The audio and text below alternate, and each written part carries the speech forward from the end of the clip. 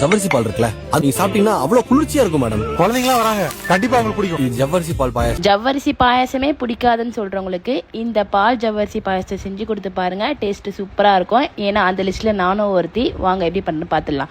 அதுக்கு ஜவ்வரிசியை ஒரு 10 நிமிஷம் ஊற வச்சு எடுத்துக்கோங்க. ஒரு பேன்ல 1/2 கப் தண்ணி விட்டுக்கோங்க. தண்ணி நல்லா கொதி வந்ததுக்கு அப்புறம் 1/2 கப் வெல்லம் ஆட் பண்ணிக்கோங்க. வெல்லம் பாகு வரணும்னு அவசியம் இல்லை, நல்லா கரைஞ்சா மட்டும் போதும். இதை ஓரமா எடுத்து வச்சுப்போம். அதே பேன்ல நான் ஊற வச்சிருக்க ஜவ்வரிசியை இது கூட ஆட் பண்ணி ஒரு 10 நிமிஷம் நல்லா வேக விட்டு எடுத்துக்கோங்க.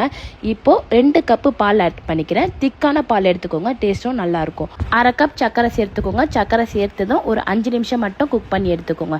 ஏன்னா சர்க்கரை தண்ணி விட ஆரம்பிக்கும், அதுக்காக 2 ஏலக்காய் ஆட் பண்ணிக்கலாம். நம்ம எந்த இடத்துல மிஸ்டேக் பண்றோம்னா, பால் நல்லா கொதிச்சதுக்கு அப்புறம் வெல்லம் தண்ணி ஆட் பண்ணி கொதிக்க வச்சிங்கன்னா பால் தனியா வெல்லம் தனியா பிரிஞ்சு போயிடும். அந்த மாதிரி பண்ணாம ஸ்டவ் ஆஃப் பண்ணதுக்கு அப்புறம் வெல்லம் தண்ணி ஆட் பண்ணுங்க. டேஸ்ட்டும் சூப்பரா இருக்கும், திரி திரியா ஆகாது. வீட்டில் ட்ரை பண்ணி பாருங்க.